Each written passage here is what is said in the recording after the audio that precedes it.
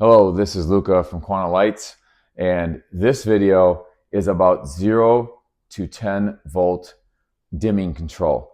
I do feel there's a ton of information on the web about this.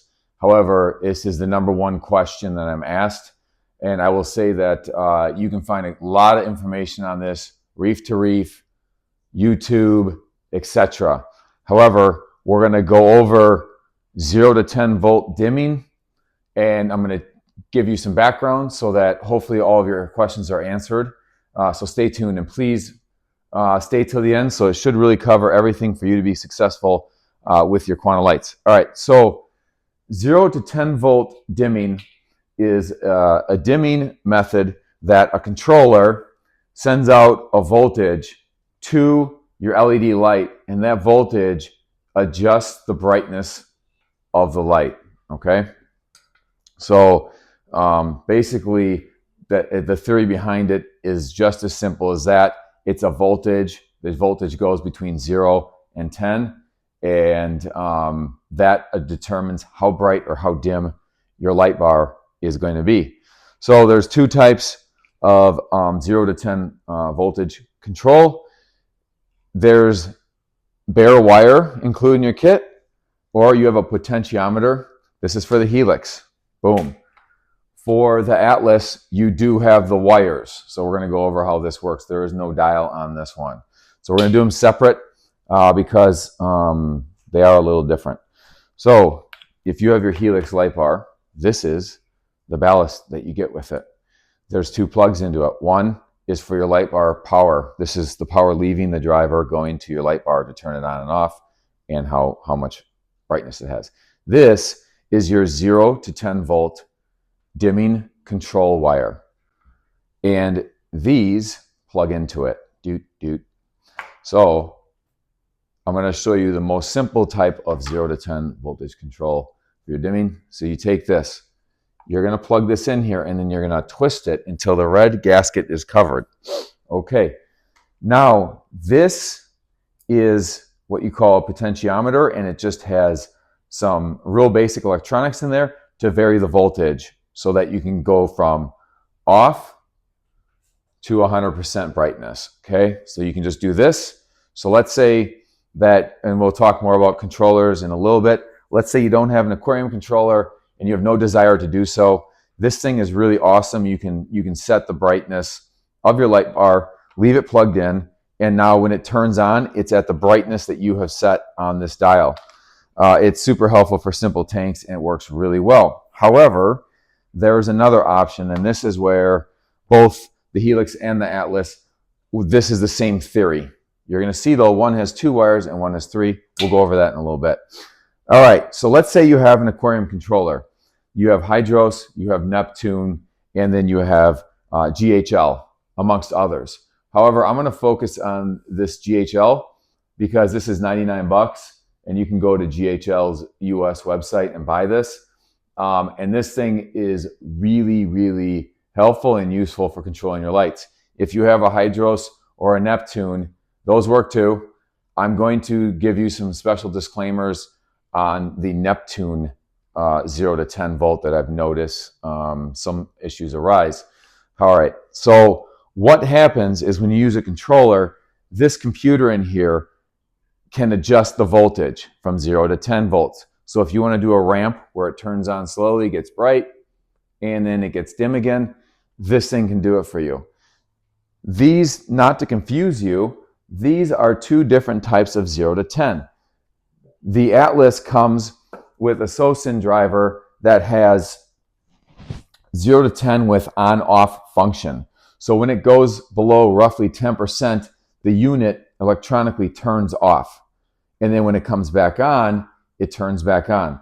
So for this dimming control, you do not need to have your outlet on a timer. For the Helix, using the Meanwell drivers, this one will not turn fully off when you go below 10%. So you'll want to have the outlet that you plug your light bar into, you'll want to have that on and off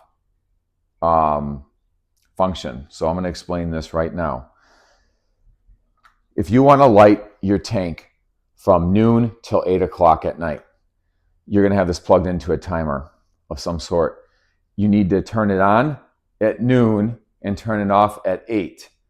But when you turn it on at noon, you can then, in your program, change the brightness of it throughout the day. But to turn it totally off, you have to have a timer that kills power to the driver. So most common way is using your energy bar.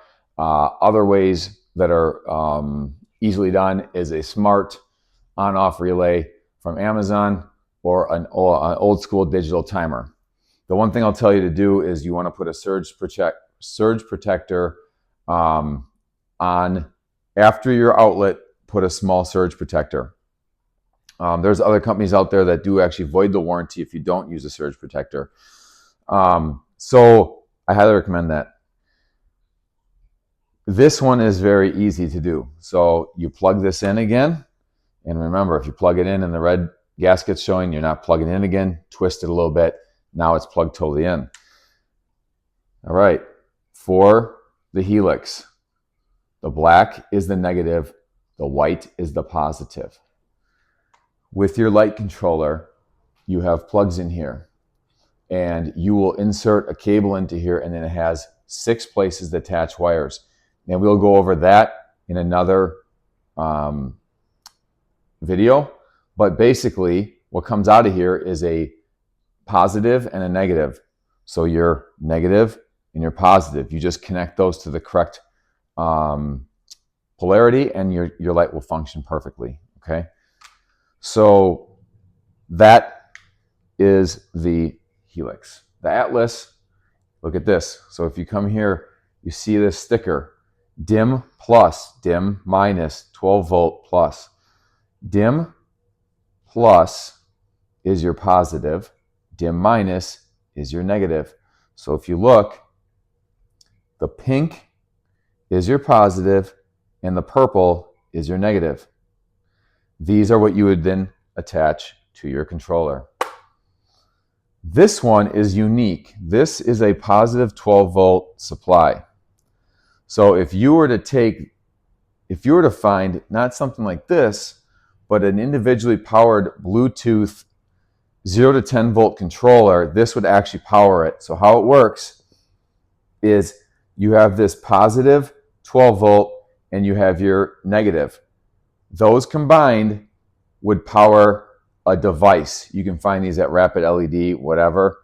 But most people will not use this black with the little white stripe wire. You just need the plus and minus. And then you just put the pluses to the plus and the minus to the minus. The minus can also be called the ground. That's how you program it. Remember, with the Atlas, you can select the wattage from 240 to 150 watts.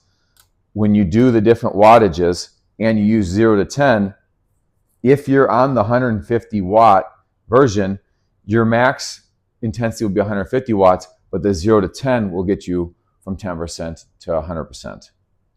Back down. Okay, one last thing about all 0 to 10 volt dimming.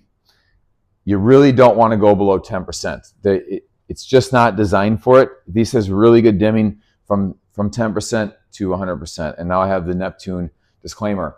If you have a Neptune controller, Apex, do not dim below 10%. It will cause your driver to freak out. It's only temporary.